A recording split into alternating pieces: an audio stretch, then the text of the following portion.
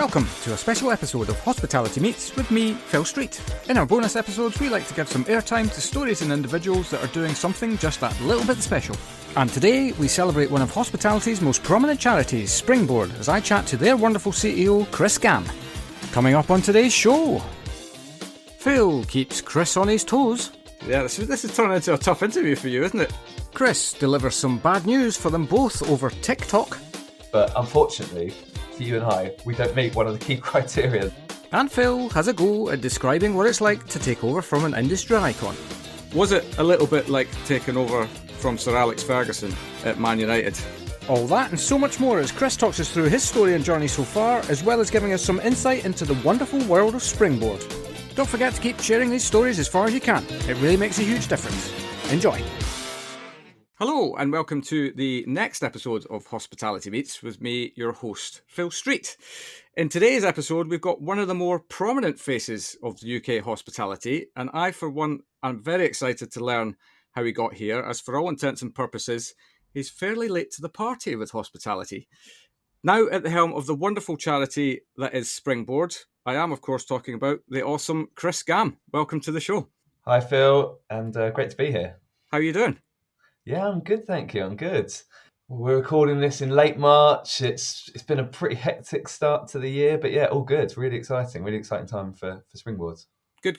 Yeah, I mean, we'll definitely come on to that because it seems like there's quite a lot of activity flying around at the minute. So very excited to see what you've got going on and learn a little bit more about the plans, etc., etc. But where are you recording today, Chris?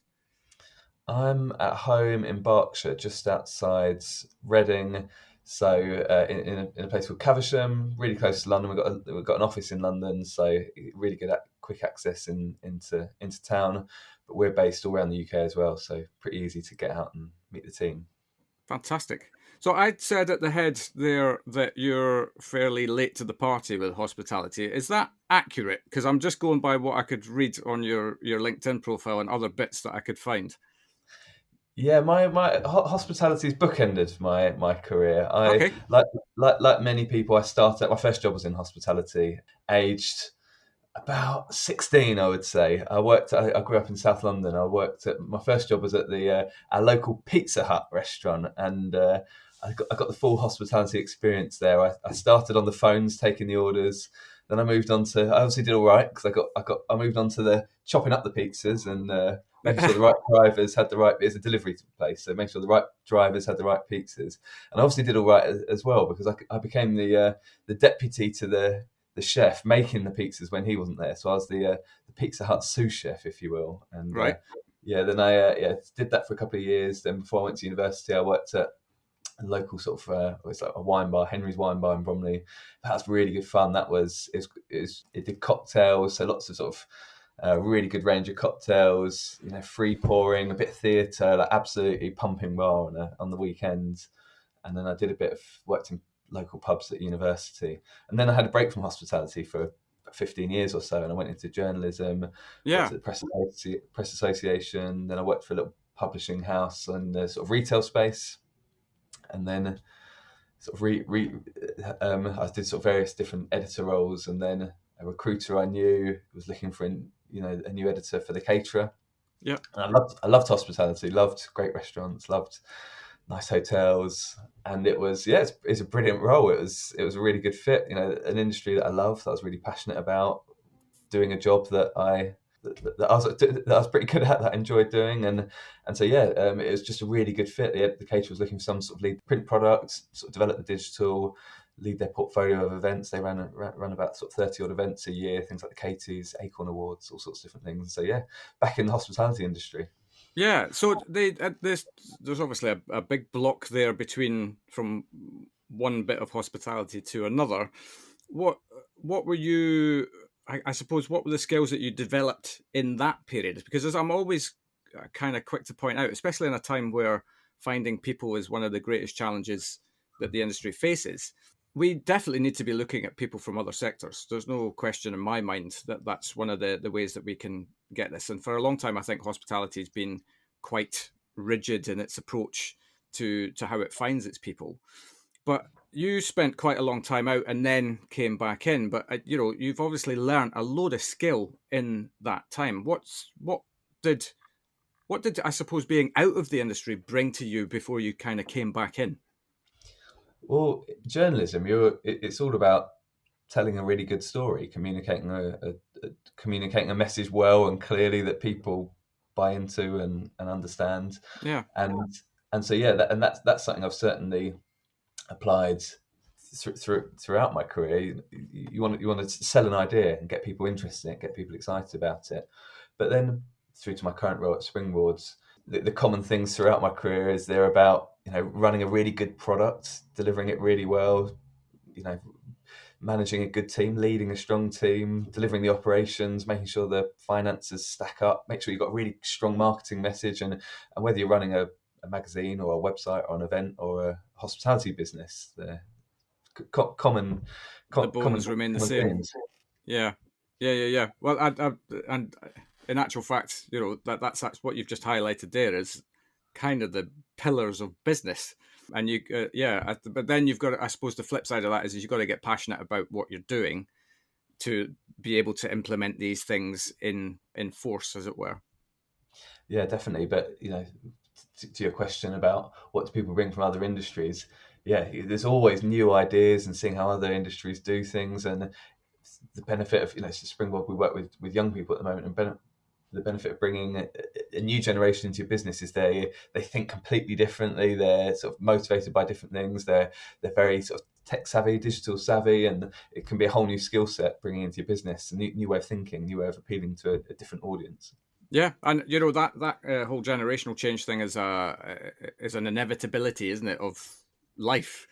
We've got to. I think a lot of us older timers, I don't know if I'm really one of them, but anyway, you can get stuck in your ways, and you can, this is the way it's always been done, and all of these sorts of things. But when did progress ever get made with that mentality?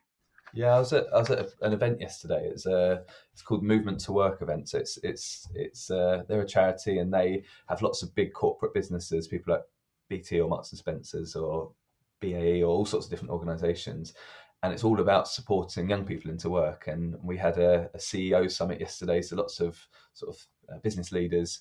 And we had roundtable discussions talking about how do you make yourself really how do you appeal to the next generation and support their journey in. And so we discussed a whole range of different topics, but things like HR systems. How do you make the HR process a bit more relevant to an audience? So say if someone sees your brand on TikTok and feels obliged, feels inspired to apply for a job with you, and you say send in a cover letter, we want you to fill in 30 minutes filling in this application form, and then they get no feedback at the end of it, and what's the experience like for that generation? So it was a fascinating couple of hours discussing what can we do to make ourselves a lot more relevant. What can any business do to be more relevant and more appealing to a different generation who is probably not represented in your management team or in your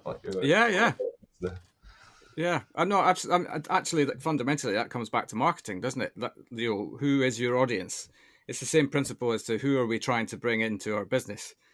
And if there's a demographic and a certain specific thing that you're looking for, then go out and appeal to that specific person. Yes, absolutely. It's one of the things that count. I was speaking on a panel last week at the HRC event. It was the EXP 101 panel. Yeah.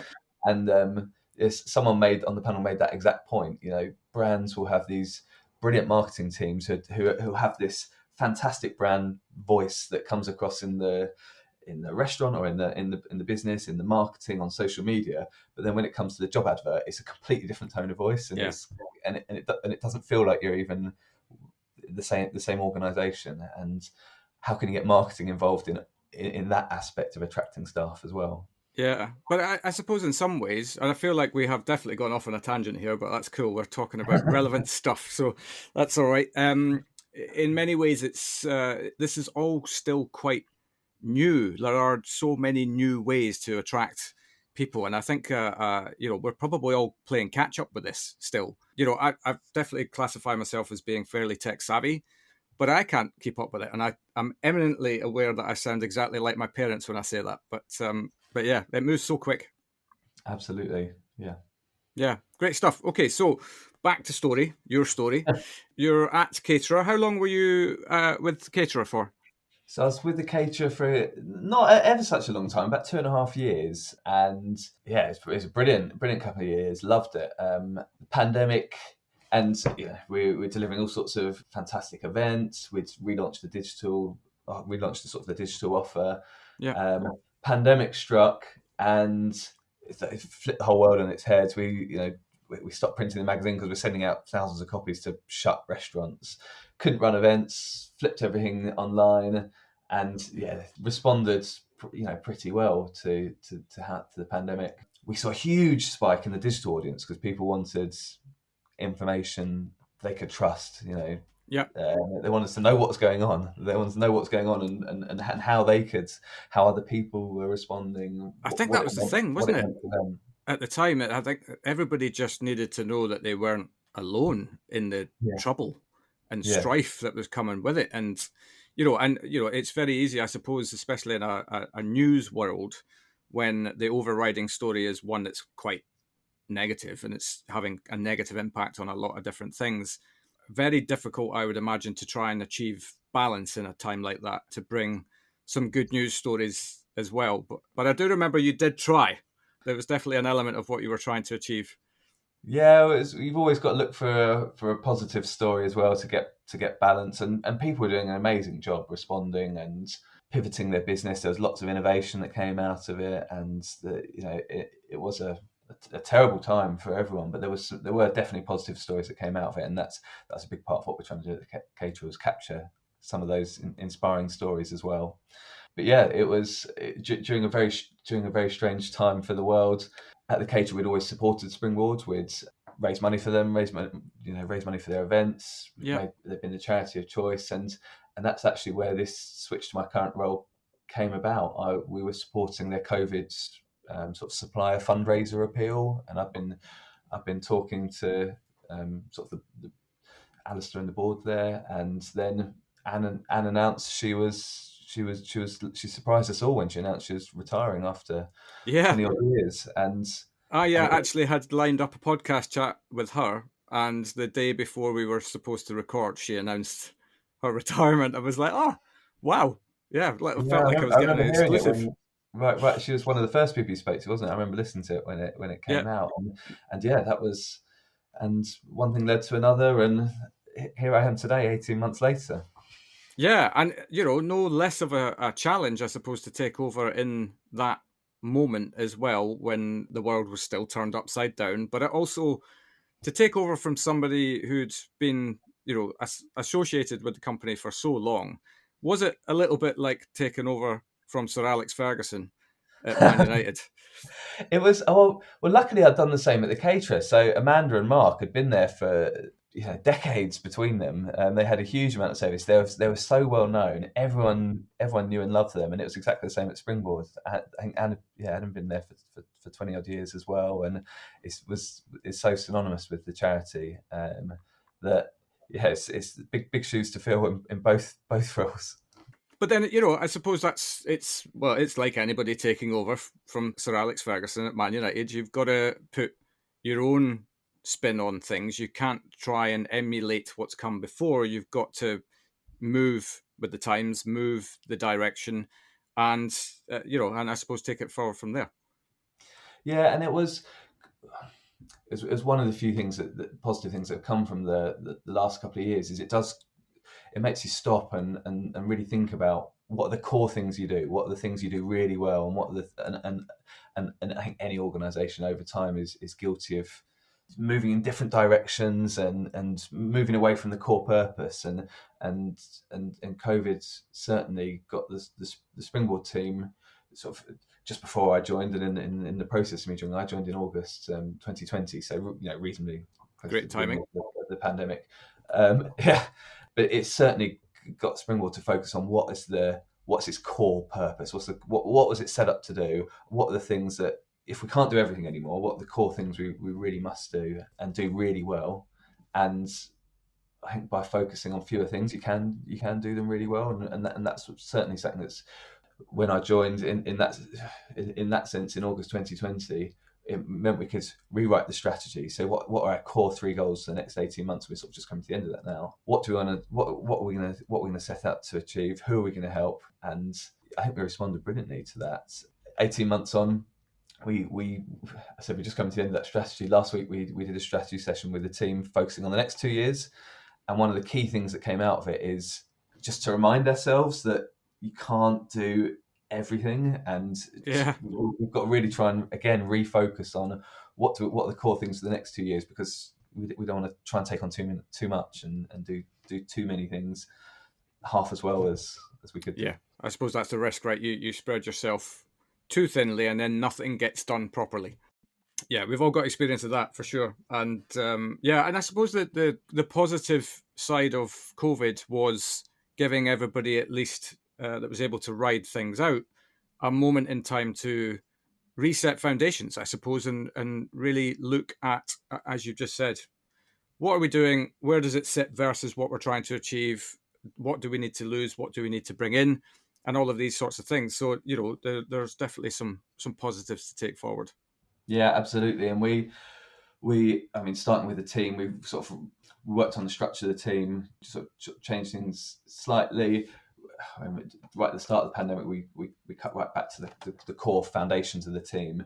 But then we launched a really exciting project called Springboard to 2022 as our response to the supporting the industry through the pandemic. And our goal was to get 10,000 young people into work in hospitality by the end of 2022. Yep. It was a really sort of clear message that people bought into. It meant we could go out and fundraise to achieve that. We got a brilliant lead partner in the Savoy Educational Trust who helped really kick things off for us, and a couple of other fantastic partners in people like Baxter Story and Diageo and Barclays and Trust House Charitable Foundation and lots of many other partners. And it meant we could then grow the business, grow the organisation back up. So we were able to recruit the team to deliver that, but within this new structure, this new operational structure, and we've made brilliant progress with that. Yeah. So the goal of 10,000 young people into work, did you achieve it? Or that's through this year? So it was a 2-year project, really. Starting when businesses were still shut when we started, and open, as we all know, hospitality opened and shut many times, and so it was a slow curve to begin with, but we've really sort of ramped up activity. We're, as of by the end of March, I expect we'll be very close to, or have just hit 5,000 people supported into work. It's just over 4,000 at the end of February. Had a really big March. March was a huge month for us. So about halfway there, and very much expect to. We're on track to hit that 10,000 by the end of the year. And it's some of Springboard delivers employability training courses for unemployed people to give them the skills to launch their career, and then we help them find a great job at the end of it. So some of it is through our training courses, some of it is through other partners, other similar organisations who we're working with, and we might be promoting one another's courses if they're in a location we're not, or running a course at a time when we're not. We're supporting one another. Yep. It's through things like Kickstart. We're a big Kickstart gateway employer. We've supported just over 800 people into roles in hospitality, and we're supporting some of that wraparound training through to, I mean, even today, someone in the team told me that we're working with Mighty, and they run lots of testing centres. Those testing centres are coming to an end, so there's going to be lots of people looking for jobs in hospitality. So they're using our Careerscope provision. Excellent. We launched Careerscope right at the start of the pandemic as a hospitality support hub to support its people and support those who are coming into the industry. And a year and a half on from that, 120,000 people have now used that to kickstart their hospitality career. And so all this Mighty staff have been using Careerscope and getting jobs at the end of it, which is brilliant in the industry. Yeah, absolutely. That's brilliant. And what you mentioned supporting people into work. Just give us a little bit more on what you also talked about courses, but for those of people out there who don't understand what you do fully, how do you support people into work? So our work is split across sort of three areas. One is our employability courses. One is our careers and education activity in schools and colleges, things like our Future Chef competition, but also it might be careers hubs. And then one is careers services, and that's things like Careerscope. But that first part, which is quite a very significant part of what we do, so employability training courses, we're supporting young and disadvantaged people who are unemployed, and they could be unemployed for any number of reasons, but that typically they face a couple of barriers to employment. It could be that they might have been made redundant and are struggling to find work, through to they could have experienced the care system or be a refugee or could have a criminal conviction, but all sorts of different combinations. But yeah, we assess every one of every person we work with and really understand what it is, what are those barriers they're facing. And some will be, and it's something we're certainly seeing from off the back of the pandemic, they might be closer to the job market. They just need a bit of support, a bit of help pointing in the right direction, through to them could be quite far from the job market. So people typically go through a course that could be anything from a week for those that are quite close to the job market, through to 6 weeks, 6 to 8 weeks for those who are a bit further away. And it's an employability or a pre-employability course with teaching them soft skills that could be confidence, could be helping them get work ready, time. It could even be timekeeping or getting in the work mindset. And it could be some CV support. It could be interview practice. It could be someone that's never had if they've been in a role for 20 years and been made redundant, they might have not written a CV in years, or it's all down to the individual and what they need. It could be, so there'll be soft skills, there'll be some hard industry skills, things like customer service, things like health and safety, etc.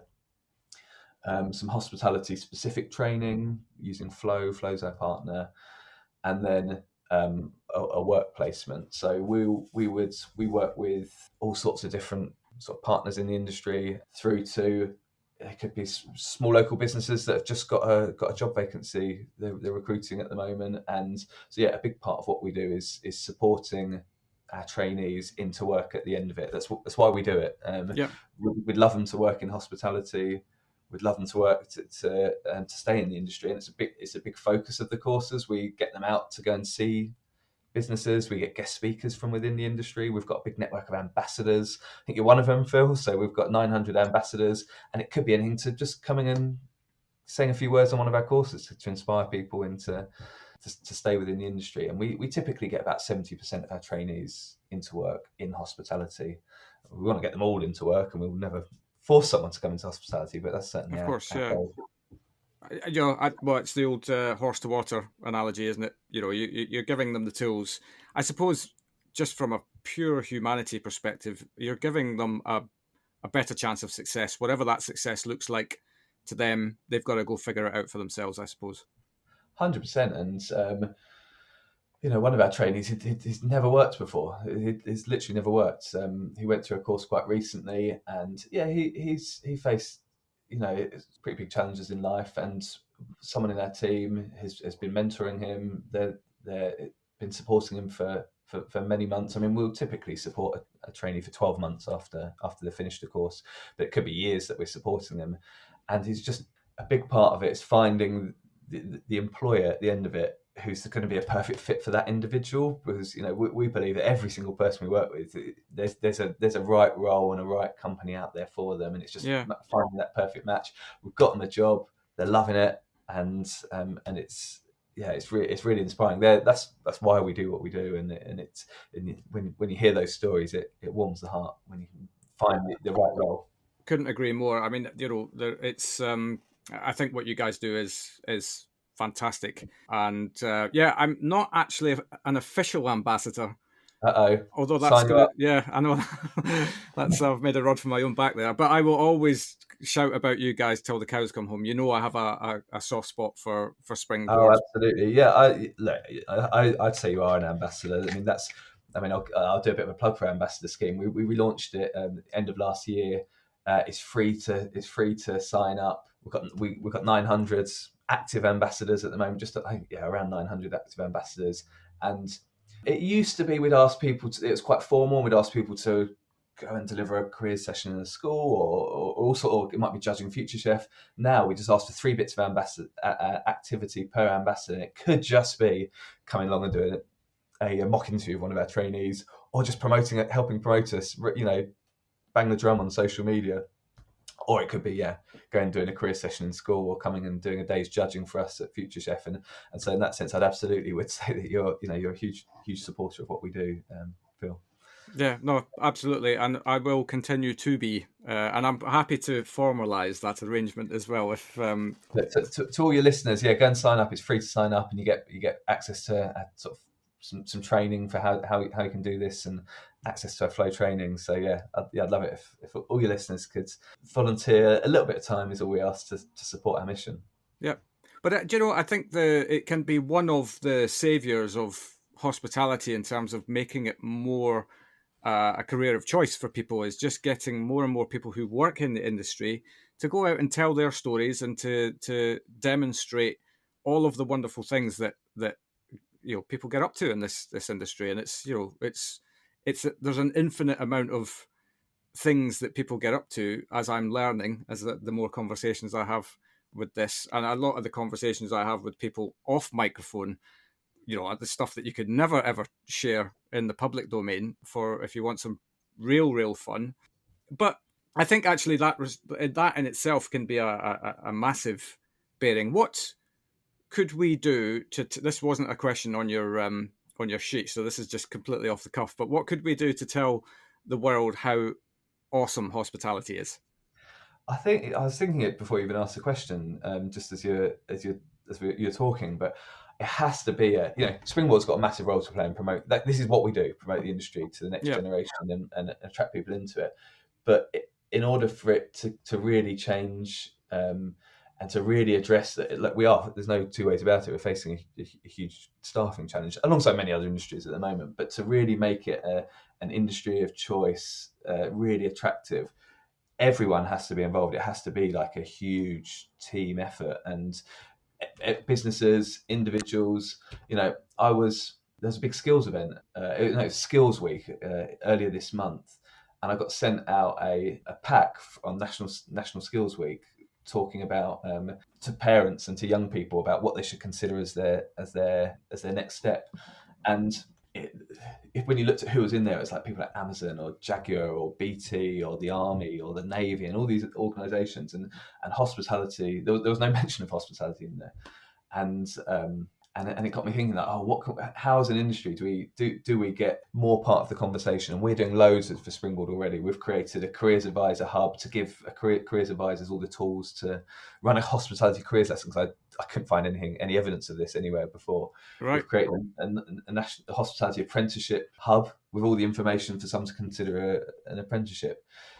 People like Mark McCulloch's doing a great job around Hospitality Rising as a campaign to promote it. There's Sally Beck's doing a great job around the Hoteliers Charter about getting hotels involved.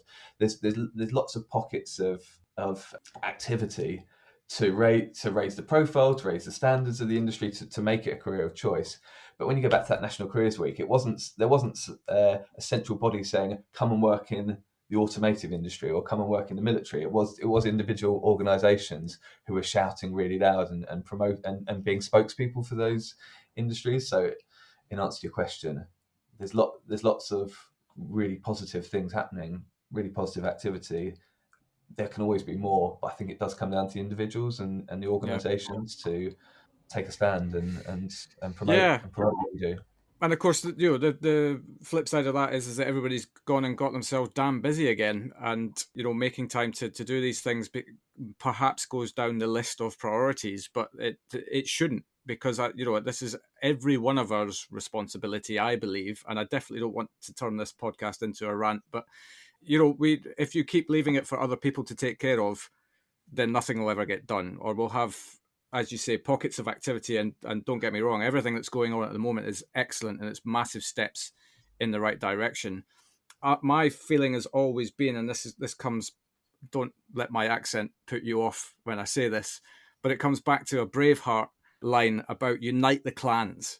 We can sometimes be a little bit kind of all go off and do our own thing, but actually if we come and unite, and it definitely feels like that's there's more of that happening now than there was 2, 3, 4 years ago. Then together, we're a massive industry and a massive body of people to get behind this, but it needs every person who's engaged with this industry at whatever level, up, down. And actually, one of the things that I think it was Robin Hutton did, the Seat at the Table campaign last year or the year before, whenever it was, all the years merge into one now.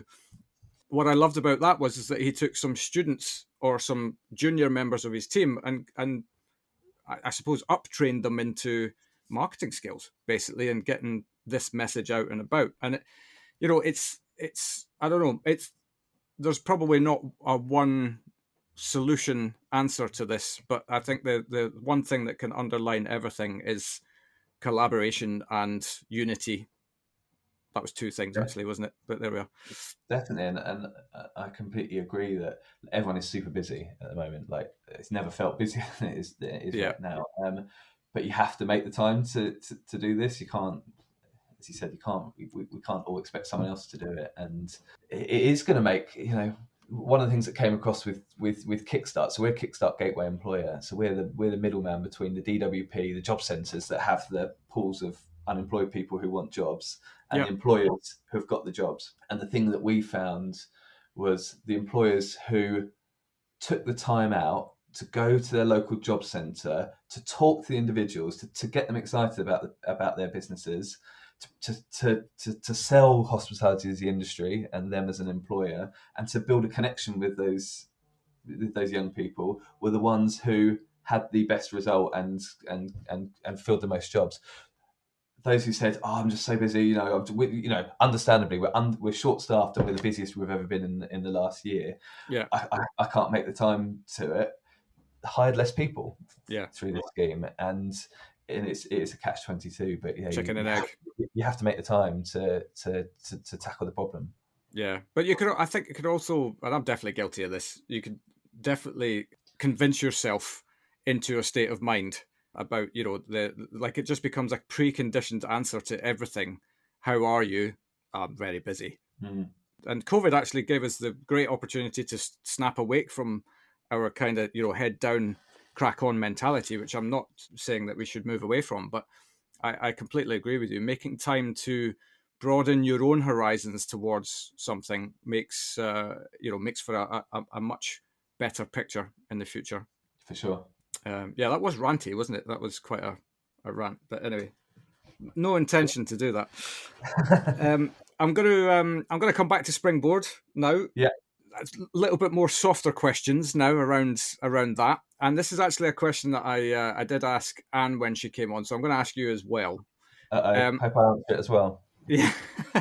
If you could put on your dream event, no holds barred, no budget problems or anything like that, what would it be? I'm talking about a fundraising event. Yeah. Fundraising event? Yeah, sorry. Should be clear on that. Oh, that's a really tough one. Well, we've got our awards next week. It's only a week away, and it's a fantastic event. It's at the sold out. Sold out, exactly. We're at a brilliant new venue at the Illuminate at the Science Museum. We've got fantastic hosts, Adi Adepitan. We've got some brilliant sponsors, some brilliant winners. It's really it's going to be an inspiring event. Oh, that's a tough one, Phil. I appreciate it. We've done some fantastic fundraisers already. Things like we did a virtual race where we got. I mean, that was brilliant. We did that last year when we couldn't do we couldn't get out and do actual fundraising events when we're sort of all locked away. And we did a virtual race where we got teams of 30 to each take part and race together as a team. It was a virtual race to Nepal, and you had to complete the 5,000 odd miles. And people really loved it because they were getting together in their sort of building WhatsApp group and sharing their progress. And there's a brilliant team spirit. So we're going to be doing something similar again this year. Oh, I don't know the answer to your question for my dream fundraiser. I suppose something that just brings people together, that sort of inspires them, and that was a good example because it actually got people together as teams and got them working together and built some real camaraderie in a difficult time, while also raising it raised, I think about, I think it's about 70 or 80,000 pounds for Springboard. So it's a really fantastic result. So yeah, something like that, I'd say. Yeah, Don't know what the next one could be, but no, I've got a thinking cap on.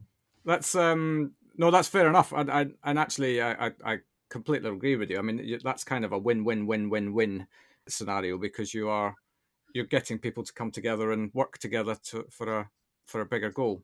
I'll let you away with that. That's absolutely fine, no problem at all. From your, actually, I'm gonna bring this up, and I don't know if this is going to be I shouldn't be bringing this up or whatever, but I have to talk about pantomime. Yes. Any chance in the future? It's a tricky one, because everyone, I know you've been in the pantomime. Everyone who's been in it in the past loves it, and it was spoke really fondly of it. It was just it was such an enormous effort to put on, and during the pandemic, it was unfortunately not possible with the team we had. We only have one events person. We were not able to, just didn't have the resource to deliver it. It was a huge effort. Yeah. Who knows? I think I did. A couple of people said they wanted to. They were interested in doing it, and I offered to sort of gift the pantomime to them and support them in running it in running it themselves. But I don't think anything ever came of that. So okay, well, it's a watch this space. It's not gone and forgotten. It's still, yeah. I 100% appreciate what a body of work it is. It's it's a body of work for the individuals involved, let alone what resource it must pull away from you guys on a day-to-day basis. I think it took months of the team's time to run, and like I said, we've got this huge project to get 10,000 young people into work in hospitality. And is it right to take people off delivering training courses, off training, supporting people into work to put towards the pantomime? It just didn't feel right the last couple of years. So. Yeah, no, that's completely fair. I'll let you away with that one as well. That's fine. I still have it in my head. Yeah, this is turning into a tough interview for you, isn't it? Okay. Well, back to a question that hopefully this was on the pre-guest sheet, so hopefully you've had some time to think about this. But any funny stories from your career so far that you would care to share with us? Yeah, I've been thinking about this, and that I think that is a bit of a toughie as well. I mean, probably the funniest story I've had was actually joining Springboard in the middle of a national lockdown. So I remember going for the interview. It was at the Mandarin Oriental Hotel in London, and it was in April. Everyone was too scared to even leave their houses more than once a day at that point. So getting on the train, going into London, being the only person on a train that I was used to having thousands of people on, walking through Hyde Park, it being a ghost town, going into a shut hotel with cloths all over the furniture. It was well, not half funny. It was pretty bizarre time, and then joining an organisation where you literally could not meet your colleagues, and everyone was trapped at home, and we've got teams all around the UK, and even up until recently, there's people in the team that I've only met a couple of times, or only met a handful of times. You've got to laugh really, because it has been a strange old world out there, and a very strange time to join an organisation when you couldn't really sort of get to know the culture and and get to meet your colleagues. Yeah, but it's over the past 18 months. That's certainly we're seeing a lot more of each other now. Yeah, no, absolutely. That puts you in a very small collection of people, really, in the grand scheme of things, who have that experience. I almost feel like I should have changed jobs just to get that experience, because it's a new set of skills that you would have had to have been asked to learn, because, how do you come in and lead an organization when you've not actually physically met the people in front of you? We had the Springboard board meeting last week, and we've got a relatively new board. We have 12 trustees, and we meet quarterly. It's all been via Zoom to this point. We tried to meet in person a couple of times, but then they'd always spring a lockdown or an Omicron wave would come our way. Yeah. And we met last week for the first time we managed to get everyone in the same room at the same time and actually see one another, it's worked really well up until this point. And it's been amazing how resourceful everyone has been, but it's still nice when you get to do things properly in the flesh. Yeah, simple things there, and that's that's kind of the whole reason why hospitality exists, is to give people these moments to experience each other. Rest assured, we went for a good bit of hospitality afterwards. We went out for a nice meal and a glass of wine. So great. Well, that's actually when the best stories happen, over meals and glasses of wine. But anyway, that's for a different time. What? A couple more questions before I let you get on your merry way. But what does the next sort of 12 months have in store for Springboard? Well, obviously we've still got a huge target to hit for Springboard to 2022. So the next 9 months we've got 5,000 more people we need to support into work in hospitality, and we've got a pretty significant program of works courses for how we're going to achieve that. And like I said, really positive that we can achieve that. Then we've just got so a big part of what we do is within schools and colleges, promoting hospitality within them, getting young people to consider a career in hospitality, getting them to a positive destination. It could be catering college, it could be an apprenticeship, it could be into work. And so we're working on a big piece of work at the moment, which is sort of a 2-year careers and education strategy. So watch this space, building on things like Future Chef, building on the careers hubs that we've been running, sort of careers sessions, building on those. I mentioned that we've developed the careers advisor support resource centre. So pulling all these together and with some pretty big targets. But then just continuing what we've been doing for the past 12 months, raising the profile of hospitality. We've been doing lots of sort of marketing of things like Careerscope, lots of activity around that. So just building on these. Yeah. Well, I mean, that all comes back to, I suppose, one of the first things you did was to reset the foundations and focus on doing some core things really, really well. And just it sounds like you're cementing that. And then on the back of that will put you in a much better place to be able to branch sideways and upwards and all of these things. Absolutely. But yes, step one is hitting that 10,000 into work. It's been such a goal for everyone in the organisation. Everyone has sort of really buys into that, and they're all doing a fantastic job of playing their part in hitting that. And that's from running courses every day to the work we're doing in schools and colleges even like a big part of, I mentioned job centres and sort of some of the other referral partners where we find candidates from. A huge way we're finding candidates now is through social media, promoting hospitality on things like TikTok and Facebook and Instagram, and about 15% of our trainees on our courses now are new people that we're bringing in through social media. So really growing that is another key focus for us as well, because that's a whole new avenue of for sure of talent that we're bringing in. So do you have a TikTok account then? Springboard does. Not you. Yeah. You're not there yet. So we do it through Careerscope. So it's all branded. So Careerscope is was launched. It's 5 organisations that came together: Hospitality Action, UK Hospitality, Savoy Educational Trust, Institute of Hospitality, and Springboard. We came together and we said, how can we work? We've all got a complementary service that we deliver to the industry.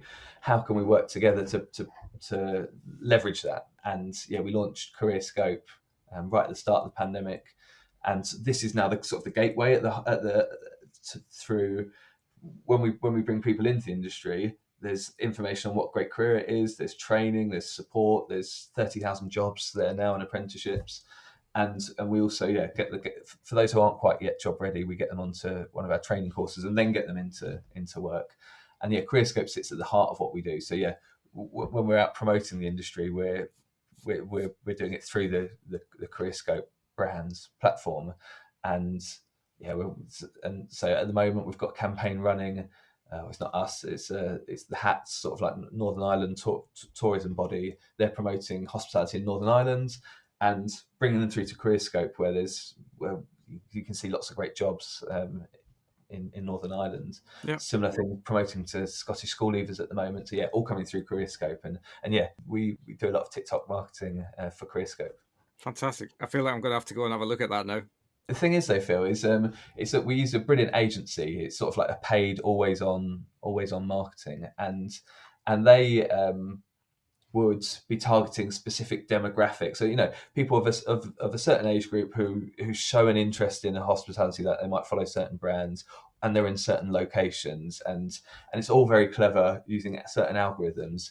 But unfortunately, for you and I, we don't meet one of the key criteria there, in that we're of that demographic that we're looking to target. So yeah, I never actually see the ads, which is a good thing, because they're not targeted at me. But I have to get the team to show me what we're doing, because you don't often see them popping up on Facebook or on Instagram or TikTok.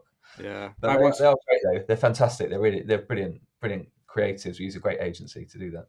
Great. Yeah. Well, I got told once, not that long ago, that as a child of Facebook, I'm effectively an old man, because it's for old men, or old people, certainly. And old being 40 plus, by the way. But there we are. Great. Well, what would be your top 3 reasons as to why somebody should come into the world of hospitality? Top 3. Well, look, these are. I think they're well known as sort of like the key selling points in the industry. But it's fun. It's a really fun industry. It's certainly not a boring industry where you're going to be stuck behind a job. You're going to spend time with great people and have a really good team spirit and have a real laugh doing it. And that's certainly something I've experienced throughout. I spoke about the beginning of my career in hospitality. Secondly, you're going to learn lots of brilliant transferable skills that are going to take you through your, whatever you end up doing, wherever you end up going in your career.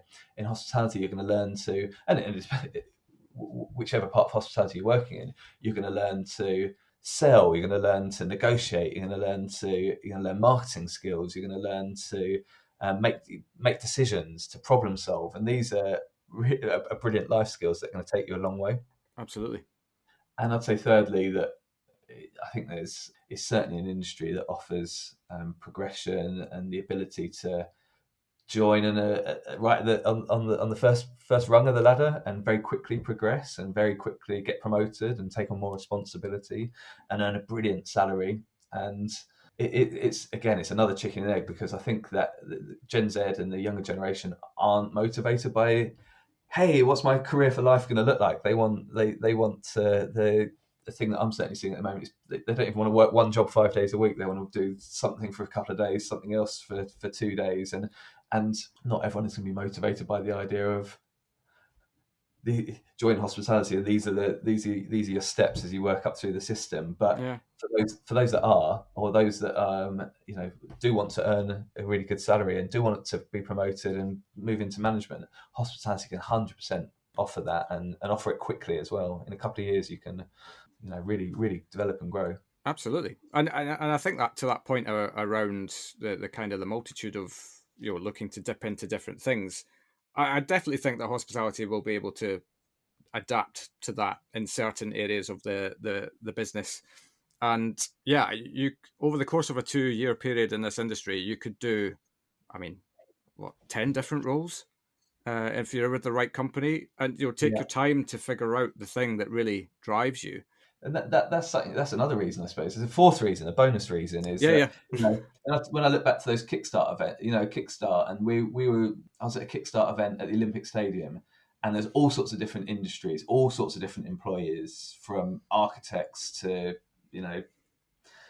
sports brands there, and we had a few of our hospitality employers there, and thousands of young people were coming in, and there were DWP staff saying, "What do you want to do? What are you here for? What career are you looking for?" And people would say, "Oh, I want to go and work in HR, or I'd want to go in."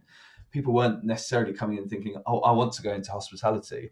So I was because in their mind they're thinking that might be a service or a back of house or a front of house role. But when I was going and chatting to them, and they're saying like, "Oh yeah, I'd really like to get into technology or IT," and I was saying, "Well, hey, look, we've got thousands of IT roles in hospitality, or they might be thinking, oh, I want to get into marketing or events or all these different, most sectors are covered within hospitality alongside sort of typical sort of service roles or kitchen roles. And there's so many exciting opportunities. Wherever you want to go, whatever you want to do, and however you want to develop, you can certainly do that within this industry.